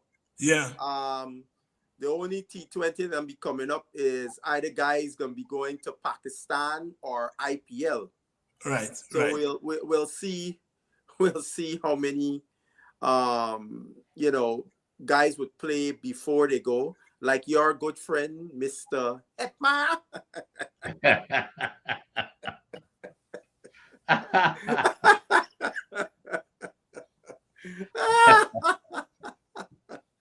Oh, I still pray for him. To tell you the truth, I would love to see Mr. Hetma in the whites. Yeah, I have not seen Mr. Hetma in white clothes in a long time. Now you never see that. Trust me, that's gone. That's behind us. Why I would say that. I mean, even if he say he's not gonna play Test cricket, but at least to get some rhythm, spend some time in the middle, that would get him ready for his IPL stint. yeah. Akimo Paul, is he in Bangladesh? I heard he made himself unavailable. He did? Yeah, I think he was probably away playing one of them T20. Yes, he was in one of those. Yeah, he was playing in one of those. ILT or someone of that, or South Africa. I think South Africa. Yeah, he was playing in one of those. Yeah, because I saw it where the Guyana board made a statement that he was one of them that was unavailable. Hetmaya, obviously, Rutherford, Shepherd. But you know the thing is here again with these guys, where is the policy? They need to come out with a clear, consistent policy for selection. That's very simple. You don't have to agree with it. None of us ain't got to agree, but at least it's a clear policy. The players understand. They understand whether it's a consequence or benefit, whatever it is. There's no policy. It's just haphazard. Today it's frustrating. Yeah. But what happened to Nkrumah Bonner? I gather there was some problem with him and the authorities there in Jamaica. Has he thrown in? I don't know. I can't speak to that. But his performances just went through the tubes. I mean, last year when he played, he did not look. It almost looked like he didn't want to be there, or he was, or I put it like this: he was just going through the motion. Both him and Blackwood was on the same trajectory last year. They both were failing miserably because this was a chance to say Bonner come up and make some runs to show he's back in form and in contention. But we saw none of that, and now he's not even making the Jamaica team. Yeah, and this is the thing about reporting on cricket in the region. You're left to speculate on these. Yeah, well, Dr. Hines, I was on Andrew Mason's show, and I gave the media, the guy, they call it the media consultant, I gave him a piece of my mind. Firstly, he made a statement that the president of the West Indies board does not get himself involved in executive decisions. I said to the guy, firstly, I've been following West Indies cricket since before you born. And my father was on the board, and I know the board work. And for you to come and tell us this is like what the PM, Mr. Gonzalez, was on there too, because he's having his licks at Shallow for the politics and so on. So he was on there for that purpose. And this guy was trying to defend against the prime minister's position. Prime minister was back. He got the fancy words. That he must think we are first formers. So I said, just like what the prime minister said to you about first formers, you must think we first formers that you tell. I said, wasn't the president involved in the interviewing of the coach? So you mean he's not involved in executive decisions? I told him, the Brooklyn Bridge. I got a Brooklyn Bridge to sell to you. That stuff is to the rum shop. And then I told him, you guys guard basic things. I live in the United States. I'm exposed to the best sports leagues in the world. And we know everything what go on with a player. Right? And it's not the king's secret. And y'all, some of the most basic things y'all fail to release, and what happens? Everybody speculating like what we trying to do right here. Or if you are lucky to know somebody who knows somebody that could give you some insight as to really what's going on, when it should be out in the public. I said to the guy, y'all were poor, y'all have gotten worse. We have yet to have the selector come before the press and explain his selections. Here he gonna tell me, every quarterly we'll bring him. I said, no. We want him every time the team pick to give the rationale for the selection of John Jones and why Jack Jones didn't get picked. We want to hear, not weeks after the situation. What you saying to me, unfortunately I didn't get at him more because he had a right. Because what you trying to tell me, so then it can leave to us to just read your poor media reports. Because I then asked the director of cricket a question about how this selection thing is work. I needed some clarification. And in their media release, he revealed something to me because of my question that was not included in the media release that gives you more clarity as to what this thing is about. You see? So, what are your Bajan friends telling you about the whereabouts of Mr. Chase and Mr. Reefer? Here, Reefer is in the United States right now. I know that. He's coaching. He's coaching in Northern California, some cricket academy, right? Obviously, they're paying him more than he would pay for Barbados. Yes, right. Chase was in Dubai. He was playing that T20. Okay. I would hope to see Mr. Chase at least play some games before he. I think Chase is going to play in the Pakistan Super League, if I'm not mistaken. But I hope Chase can play some red ball games for Basil, you get back to circumstance. Chase is getting to the end of his career. These guys are the guy gotta make that. They gotta get that money. They gotta get that money, Yeah, and Chase, and it's only in recent times Chase has gotten into the T20 money because for many years early in his career, he wasn't even getting a sniff even in the CPL. Yes. Right? So I can't vex with Chase. No. Because Test cricket and pay money. Yeah. What is going on with your boy Babar? That's a good question, boy. Babar has fallen from grace. Lord. Here, to the point now, Babar tell the fans, do not refer to me as king. No. Let me focus on my job. Leave me. Stop calling me king. Babar feeling the pressure, man.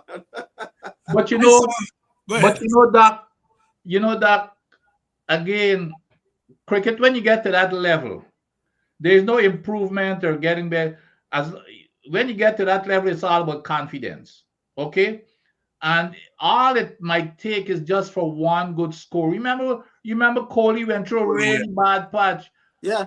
Confidence is the most. When you get to that level, it's not. Unless you screw up, you change your technique or something. And I don't see that in Babar because he goes to 30 or 40 or so. Yeah, and gets out. That's right. So it's not about your technique, but it takes is just all it takes is just that one good score. Yeah. And he might be back. He might be back in the swing of things, just like Kohli did. Yeah, I hope so. And in Babar case, the ball that Mr. Sinclair gave him. Yeah. The typical thing, what we say as a batter, it can't be in two minds. Yeah. Right? Yeah. I always remember something Sangakkara said to us. He came and he spoke to us about batting in a coaching, high performance coaching seminar. And he said, more times than not, when somebody is not, you're as a batter, you're not informed, is because you're not thinking clearly. Sure. Yeah. You're not seeing ball, reacting, and so on. Your mind is cluttered. Other things are cluttering your mind. So there's an indecisiveness, right? He said it's rarely ever somebody's, it's not usually technique. Technique, when it's out of form and technique, as he said, and I agree with that, is when you're getting out the same time, the same way you're getting out, then you could say, yes, I got a technical issue, I need to correct it. But more times than not, he said it is the mental part. And I think that's the issue with Babar. Babar been getting a lot of stuff. He was captain, and a lot of in the subcontinent, them former players go at you. They don't hold back at you. Even Wazim Akram criticized him about his being selfish, and a bunch of different things and so on as a batter, and his refusal to make those adjustments, and you've heard it from different corners. Even one of his, when he was captain, you remember the leg spinner Shabdad, and look at that, he's not even featured in. You didn't even hear, but Shabdad Khan, right? This guy was at one point one of the better players in the world. Now you seen your other Pakistan team, right? Let's tell you, they got so much riches. And Shabdad made a comment that we love Babar, but not when he's on the field talking as captain. Yeah, but speaking about this mental thing, and it's not only about the game, the mental part of the game, but the worst thing I've been there, trust me, the worst thing that can happen, your biggest fear is when when you're this level and you're famous as Babar, everybody calling you king, whatever they're calling you. Your biggest fear is when you're walking out there as to what is gonna happen when you fail. It's about failing. You're worried. With all what's going on, what is gonna happen if you fail? It's not about that. It's not about the bowler, and you're worried about if you fail. And Vincent, and that's the thing what Sangakkara is saying, that your mind is not clear, because here you're thinking about failing rather than, and I like when Sangakkara said this. Sangakkara says, a batter, your job is inevitable, you're gonna get out. Right? You're gonna get out. So he said, you can't be worried about getting out. Your focus has to be to get as many as I can before that inevitability occurs. Right? Yeah. So you're switching it around. Yes, so yes. You have a clear mind, because you know this, Vincent. Them guy, you playing back in the days, and you're looking for getting the team, and nobody come and tell you, look, man, just go there and get the runs and don't worry about nothing else. Yep. So still in the back, you saying that, bye, I can't get out there, but I got to make this run here. That's right. But if somebody if we used to speak to players in that manner, let them focus on just making as many before you get out. Don't worry about getting out, because that's gonna happen. You can't worry about something, you know, that is gonna happen, right? Yep. Just go and get the runs. Go and get the runs. The civil war inside of the Indian camp continues. I was surprised to hear that Safraz Khan was on that Australian tour and didn't see a match. My goodness, what's happening there? That used to be Pakistan. That kind of thing. I thought the Indians were much more stable when it comes to managing things like selection and so on. I kind of think they in the Indian camp didn't feel that he could handle the bouncier pitches in Australia. I think they felt that he would have struggled there, because look, they brought in that new guy, the guy they ended up making 100, the guy that also bowls a little medium pace. Oh, the ready guy. Yes, Yeah, they brought him in, and he played in that. He did well. Yeah. Yes, he batted well every game. Yes, he was the fine for India on that tour. So the selectors, none of we never hear about this guy. So the selectors know what they were doing in India, but I just get the feeling that they must have felt that in Australia he would struggle with the bouncing ball. That's the only conclusion I could come to, because after what that guy did in India, you would say, all right, we're going on tour now. Yeah. You're going to be in the team. But you know, cricket, sometimes selection these days is not so much like how we used to think in the years past. You give a guy a chance to make the adjustments. Don't just say, oh, you assume that he can't make runs. I think that's something in today's thinking that I want to see can't do it before I come and say he couldn't do it. Yeah. And you know, it is for that reason that I'm in Adam's corner on this thing with Sammy being the soul, the coach and select and so on. I am afraid of that thing. Well, I am so afraid of it. I mean, you know what's interesting? The former CEO, the just outgoing CEO, Johnny Graves. Johnny on Andrew Mason program said he was in disagreement with the one coach. Yeah. Right? You know, I was interesting. We didn't hear much in the press, Johnny making a statement like that. Yeah. Exactly. And that's where the Caribbean media, I feel, is often complicit in not challenging our cricket, West Indies cricket, not just the West Indies board, the territorial boards, everybody. Yeah. The media has played a role in allowing a lot of stuff to continue without them being held accountable.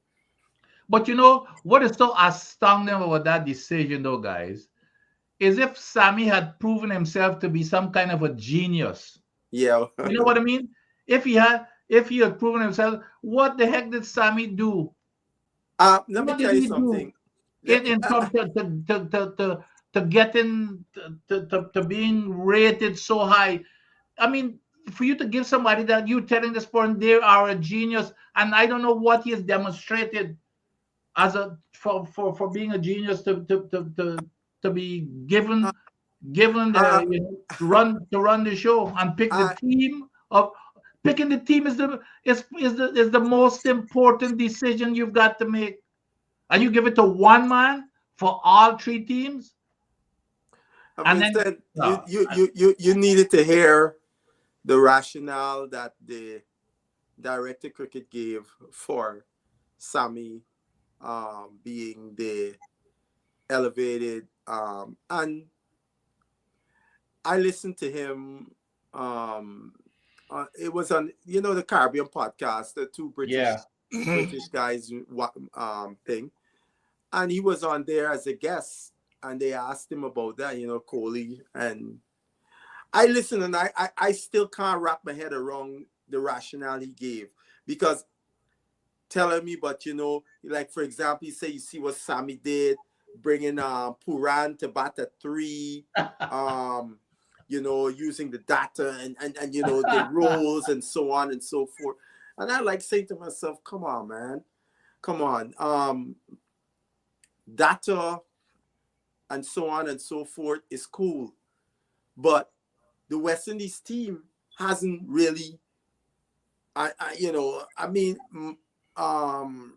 guys to me softballed him in that interview because they were saying, oh, we competing more in ODI. Really? Are we really competing better in ODI cricket? You know, whenever we played against any full team in ODI cricket, we lost. Yeah, we beat Bangladesh. And if you check, Bangladesh had several key players that were injured that didn't come to the West Indies that would be on their ODI team. We beat England for the first time. We beat England. We jump up and down. But was that the fully loaded England team? No, it wasn't.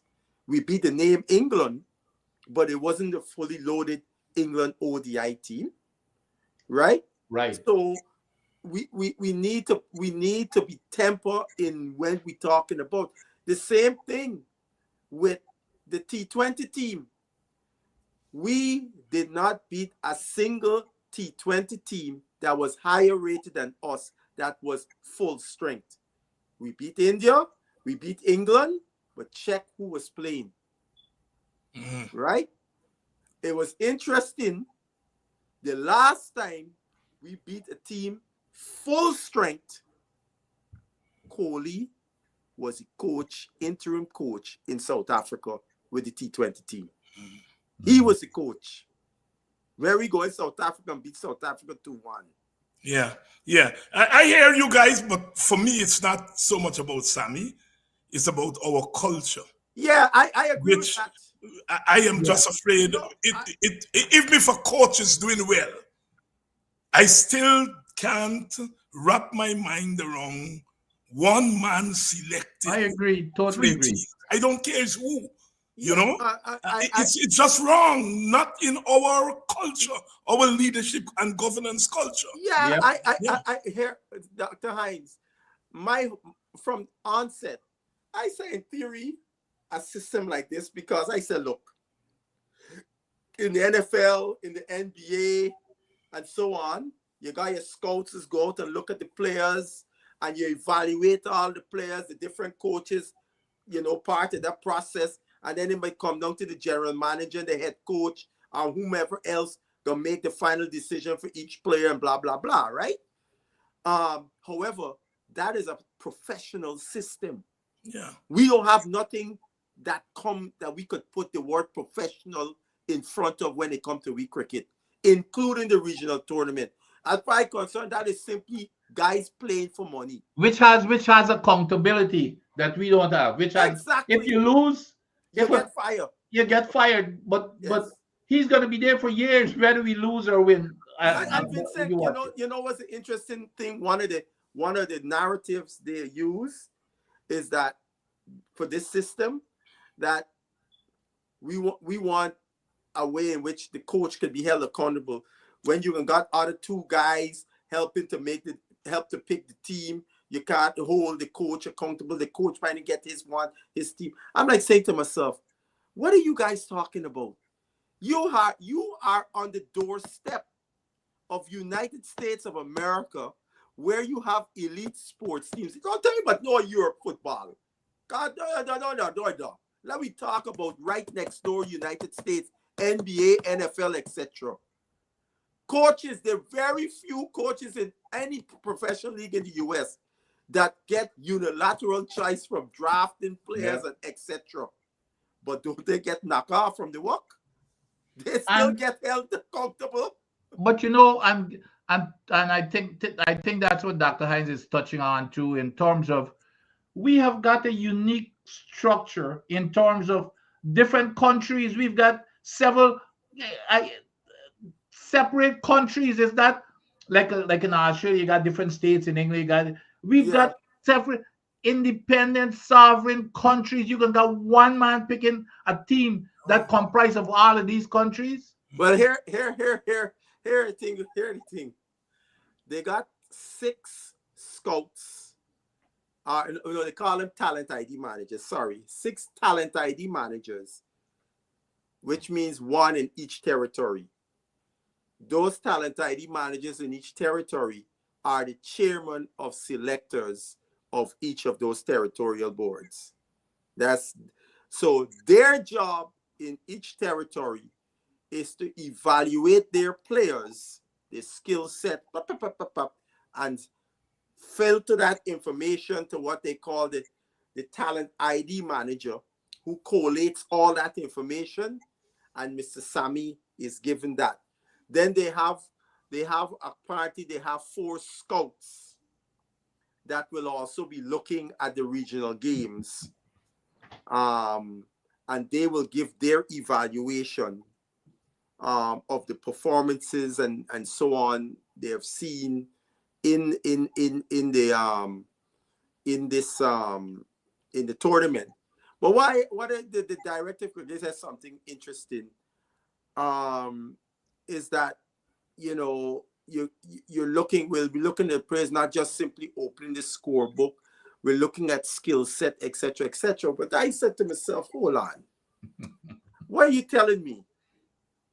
When this selection system started, the new one, that when Shallow and Skerrett came in, of which Bascom was one of the selectors, one of the people that sat in the room with them, according to the selection system, was the data person. So you got all that information about those players from the data person. They were following the similar thing. England started doing it. England is one of the first teams to bring those. One of the first teams to bring the metrics, like, you know, baseball started that stuff here in the US, and then it's moved on to all the different professional sports.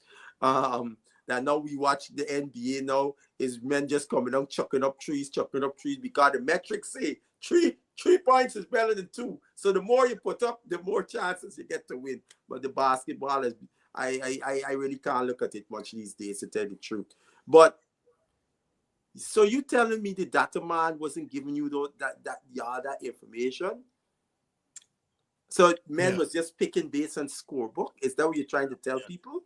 Yeah. Look, I think they're coming up with these pretexts to make an excuse for when they pick these teams. You and I know, our fans, if you know a little bit about cricket, you can pick a team. We do a little data collection. I'm not saying you don't go look at stats and that type of stuff, but you could just pick. When we dominated the world, we had all this kind of stuff. Now I understand, again, you still need to look at some things in terms of the data part, but don't bring this thing about going overboard. You got 50 people feeding you information, you know. I think it's an excuse. It's looking for a reason to have an excuse to say, well, you know, we look at every single thing. Sometimes you wonder, Dr. Hines. Yes. Sometimes you wonder if all of this is to justify your job.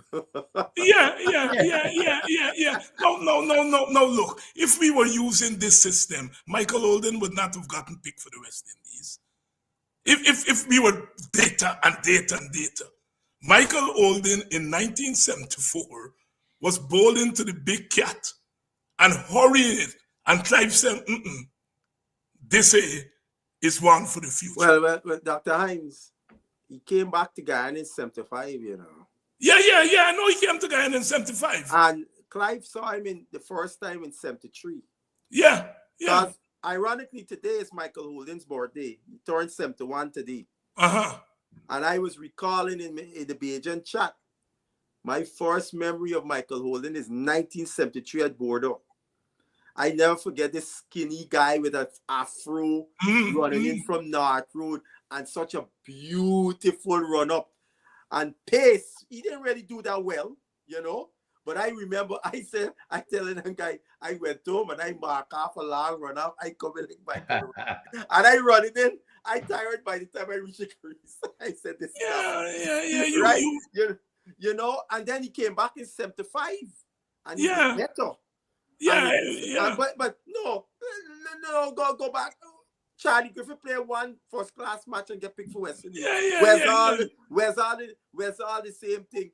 Malcolm Marshall, the same thing. Marcel, Let me play one first time. what did Viv Richards do? What did Viv Richards do before he played? Not before, right? He You never scored go by 300. instinct. He scored 200s in the county games, and it's not even against two big teams. Yeah. You got to go by instinct. When you know if you're knowledgeable, you know when you see quality. Of course. And you take a gamble with it. Yeah, sometimes it pays off, sometimes it doesn't pay off. Talking about that 75 game, Butch, what I remember of that 75 game Jamaica versus Guyana is a straight drive. Played by Lawrence Rowe of Collymore. I remember that to this day. I never see somebody play a shot with so much ease. Oh my goodness, that was that match I saw Dujan for the first time as a batter. Yes, Dujan wasn't the wicketkeeper. He wasn't wicketkeeper. Yes, Nope. He was a batter. He was a batter. Desmond Lewis was the wicketkeeper. Yeah. Dr. Hines. Yeah. When I was living in America before Dujan started for West Indies, and when I heard Dujan is a West Indies wicketkeeper, I said, no, wait. Not the same Dujan I see as a little boy playing the 70s. Can you never see Dujan behind those stumps? No. And then when I hear it's the same Jeff Dujan, I said, what? Dujan was a keeper? I hear him keep a little bit in under 19, but I never know about Dujan. When Jamaica play, every time I'd seen Jamaica play and he play, he was out in the field.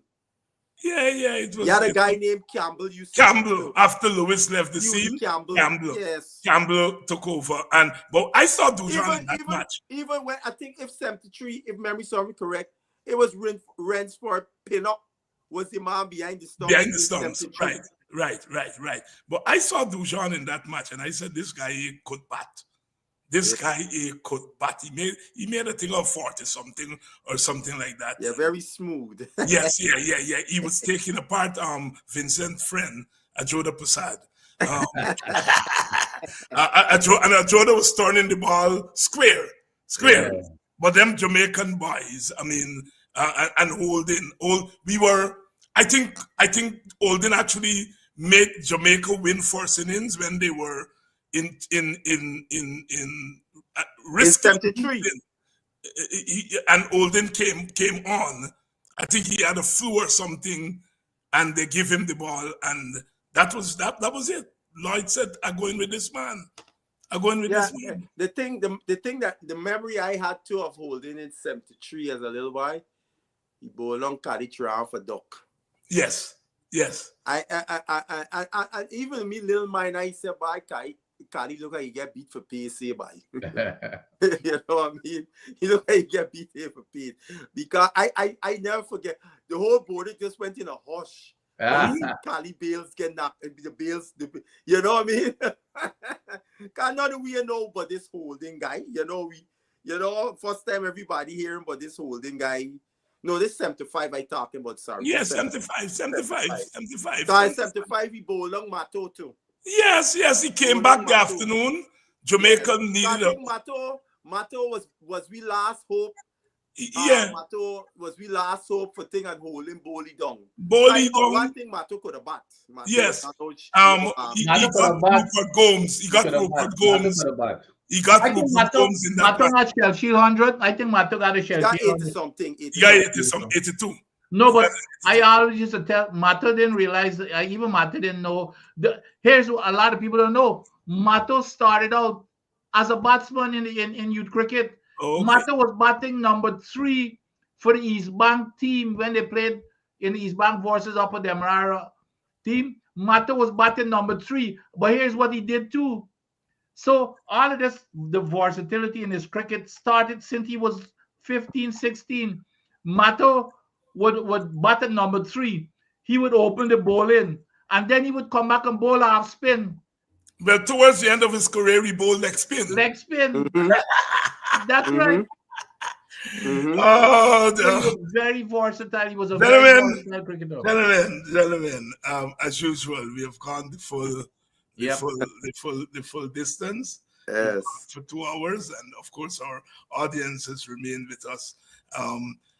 Everybody's asking about the ERC. it will be the investigation of all investigations, because I am ready to go and teach the ERC what racial discrimination is. You can't be cussing people of your own race and calling that racial discrimination. I am looking forward to going to educate the ERC. So let them bring it on. I heard y'all. I looked at y'all show there on Friday. I saw y'all were bowling a lot of short ones. A lot of chin music. I think y'all actually connected with the helmet. Adams was kicking off. Adams was kicking off from the mountain. Oh yeah, y'all were getting them to kick off of a very good leg. Those are the ones that batters can't handle, because you could pick up a lot of times you can pick up the bumper and thing, but if it come up the length and it coming up, you're dead in your boots. But Dr. Hines, yes sir. When they bring you, I saw, what was it today? The ERC said they're investigating. No, not with you. They said that they could not find the They couldn't find the man for Tom. Could you believe that? They could not find the man who or the woman or man who abused Tom. You remember Tom? You remember the issue with Tom? I vote Tom. Yeah, I know they couldn't find the and this is the person who apparently called the minister. Called the minister, yes. But they can't find this person. They can't find the case closed. Now, are they serious or what? To you, brothers and sisters in the audience, let them investigate and call me to give evidence. We will make this. We will put the ERC on trial. And Dr. Hines. Yes, sir. I just want to correct something you said. You used the word Creolese. Yes. I think we need to. That's too much of a colonial that come out of the. All right. Because it doesn't connotate. It's a language. All right. Those are language. I mean, you know a Guyana guy named Clinton Crawford. Dr. Yes. I have his book. He's a linguist. Right. And I have his book. And then the other one that's teacher Temple. He's at the show he named. Kimani. He has an article, a thing in that book called "From Ebonics, from Medunetia to Ebonics." The word Ebonics is not just the Americas, where the Africans are. All we language, how we speak, is they put it in the context of Ebonics. And I could tell you some of this, Dr. Hines, because I'm studying Medunetia to translate it. Been doing that for a couple of years now. And right now I'm studying the Ghanaian Akan language. I feel that's the language of my ancestors. Enough of we people come from Ghana. And I find I'm picking it up so easy because of the way I speak when I speak with Guyanese. I used to tell people I just speak Guyanese and English, right? If you want to use the term, right? And the grammatical construction in the way we speak those languages, I found it so interesting when I started studying Medunetia. It is the same grammatic construction. So when some of we that look just like me and you say we's not African, I can show them just the way you talk. Is all the way, I carry you all the way back to the people that build the pyramids. The language that they spoke. So we call it Guyanese. Grammatical construction. Right. So there you have it. No more Creolese. We call it Ebonics. Ebonics or Guyanese Ebonics. Guyanese Ebonics. Yes, something like that. Butcher here, who's an anthropologist in his own right. And, that's right. I can't wait for the day when we start to teach that language in school. Yeah. Dr. Hines, there's a guy named Dr. Ornis Smith. He is a scholar in the same and Ebonics of the Americas. And he has done, you can find him on YouTube. I seen him in person lecturing many years ago. And he would show you the grammatical construction. We don't speak Spanish and French fluently or anything, but he tell me the same grammatical construction Africans who speak in Spanish here in the Americas is the same grammatical construction of African languages. The same when they speak in the French, however language they create out of the French thing is the same thing. Same with me with the English. Yes, and Dr. Ian Robertson is a Guyanese at UWI there in Trinidad, who is he went down the Kanji River there. Okay. Yeah, and heard the people down there speaking Dutch Creole. Right. Because the Dutch were down there, and he has a fascinating compilation of that Dutch Creole down there. Yes. So again, thank you all, my brother, for coming. And I will see you all next week, most likely. But we played by ear through because the guys are taking a break. So we may take a break next week or so. All right. But we'll talk about that during the week. Okay. All right. Take care. And to you, the audience, thanks for staying with us. You all have been so loyal. And tomorrow morning at the WPA press conference, we'll deal more with the ERC and all that stuff that they are carrying on there with. I'm ready for them. If this is the last fight, I'm fighting this down to the end. And they've done me and done us a great favor by making it an issue. That's what I wanted. Let them make it an issue because I'm ready to take them on. Until tomorrow, Politics 101, WPA press conference in the morning. And we will be doing it. Rude boys gonna get you by degrees. Here comes the West Indies. And when you're facing the generals, nearly every ball is a funeral. And when we battle, brother, go and put your men on the boundary line. And if you give we a liquor, that is merely a hiccup. Look, you win the little battle, you lose the war. It's the same result every time. Everybody sing. Here comes the West Indies. Here come the West Indies. Them rude boys gonna get you by degrees. Here come the West Indies. I tell you now, here come the West Indies. Here come the West Indies. Them bad boys gonna bring you to your knees. Here come the West Indies. Special request to the Trini posse. And what about the Guyana?